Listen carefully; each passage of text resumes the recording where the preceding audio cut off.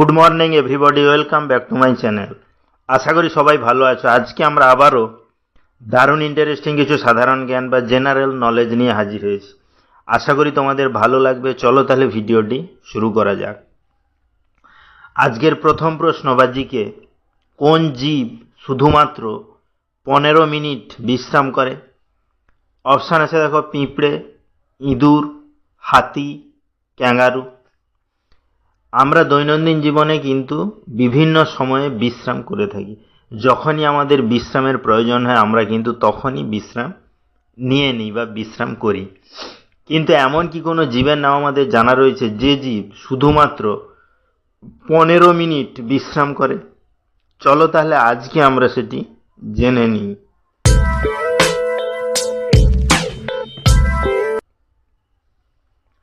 এখানে সঠিক অ্যান্সারটি হবে পিঁপড়ে। অর্থাৎ পিঁপড়ে এমন একটি জীব যে শুধুমাত্র 15 মিনিট বিশ্রাম করে। নেক্সট কি আছে দেখো, আজকের 2 নম্বর প্রশ্ন বা জিকে, নিম পাতা খেলে কোন রোগ সেরে যায়? অপশান আছে দেখো, জ্বর, সুগার, ক্যান্সার, সর্দি। আমরা কিন্তু ভেষজ গুণ যে আছে সেটি কিন্তু অনেক আগে থেকে আমরা জেনে এসেছি। অর্থাৎ গাছগাছড়ার যে উপকারিতা সেটা কিন্তু আমরা সবাই জানি এবং বিশ্বাসও করি। তাহলে তার মধ্যে একটি ভেষজ গাছ হচ্ছে নিম গাছ, যেটি খুবই প্রয়োজনীয় এবং গুরুত্বপূর্ণ। তাহলে সেই নিম গাছের পাতা খেলে কোন রোগ সেরে যায় সেটি কি আমাদের জানা রয়েছে? চলো তাহলে আজকে আমরা সেটি জেনে নিই।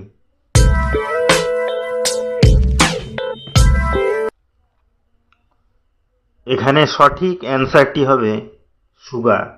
অর্থাৎ নিম গাছের পাতা খেলে সুগারের মতো রোগও কিন্তু সেরে যায়।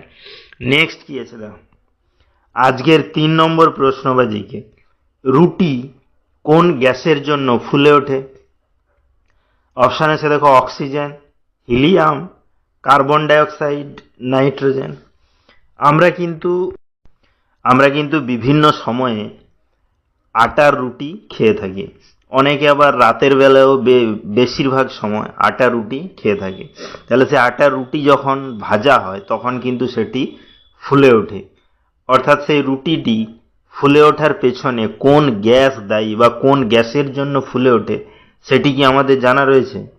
চলো তাহলে আজকে আমরা সেটি জেনে নিই।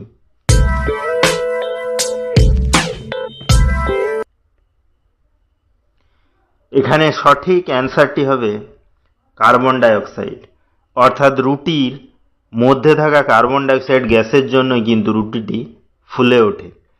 তাহলে ভিডিওগুলো যদি ভালো লাগে চ্যানেলটিকে অবশ্যই সাবস্ক্রাইব করবে, লাইকস করবে, কমেন্টস করবে, ফ্রেন্ডদের শেয়ারও করবে। কারণ প্রতিদিন এইরকম ইন্টারেস্টিং ভিডিও পেতে গেলে চ্যানেলটিকে অবশ্যই সাবস্ক্রাইব করতে হবে। নেক্সট কি আছে দেখো, আজকের 4 নম্বর প্রশ্ন বা জিকে, প্রধানমন্ত্রী হওয়ার ন্যূনতম বয়স কত? অপশান আছে দেখো, 15 বছর, 18 বছর, 22 বছর, 25 বছর। বিভিন্ন পদের ক্ষেত্রে একটি ন্যূনতম বয়স কিন্তু ধার্য করা রয়েছে। সেরকম প্রধানমন্ত্রী পদ পাওয়ার জন্য ন্যূনতম বয়স কত হওয়া উচিত সেটি কি আমাদের জানা রয়েছে? চলো তাহলে আজকে আমরা সেটি জেনে নিই।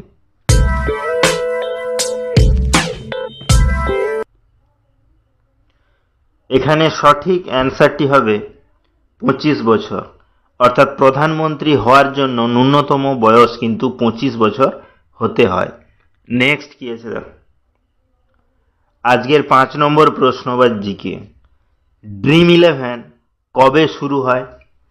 অপশান আছে দেখো, 2008, 2006, 2005, 2009। আমরা কিন্তু বিভিন্ন মানুষ খেলার প্রতি খুবই আকর্ষিত বা বিভিন্ন মানুষ খেলাকে কিন্তু খুবই ভালোবাসে। তারা কিন্তু খেলাগুলো নিত্য নৈমিত্তিক দেখে থাকে। সেটা ক্রিকেট থেকে শুরু করে ফুটবল থেকে শুরু করে বিভিন্ন ধরনের বিশ্বকাপ।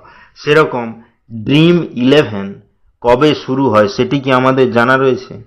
চলো তাহলে আজকে আমরা সেটি জেনে নিই।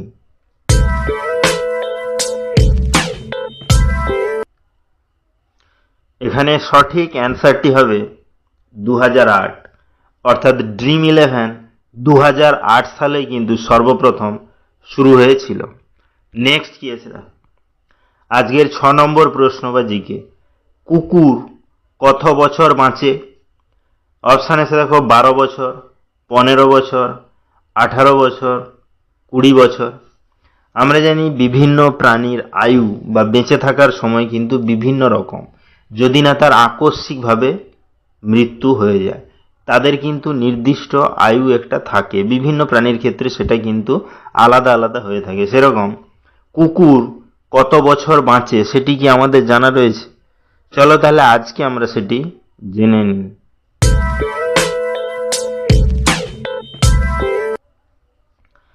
এখানে সঠিক অ্যান্সারটি হবে 15 বছর, অর্থাৎ একটি কুকুর 15 বছর পর্যন্ত কিন্তু বেঁচে থাকতে পারে। নেক্সট কি আছে? আজকের 7 নম্বর প্রশ্ন বা জিকে, সবচেয়ে বিশ্বস্ত প্রাণী কোনটি? অপশান আছে দেখো কুকুর, বানর, ভালুক, ঘোড়া। আমরা জানি মানুষ সবচেয়ে বুদ্ধিমান জীব, সে কিন্তু বিভিন্ন প্রাণী বা পশুকে তার নিজের বশে বা আয়ত্তে এনে বিভিন্ন ধরনের কাজ করে থাকে। সেরকম এমন কি কোনো প্রাণীর নাম আমাদের জানা রয়েছে যেটি সবচেয়ে বিশ্বস্ত? চলো তাহলে আজকে আমরা সেটি জেনে নিই।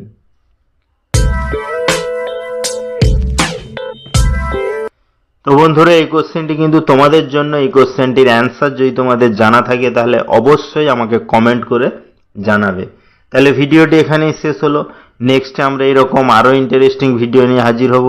ততক্ষণ সবাই ভালো থেকো, সুস্থ থেকো। Thank you.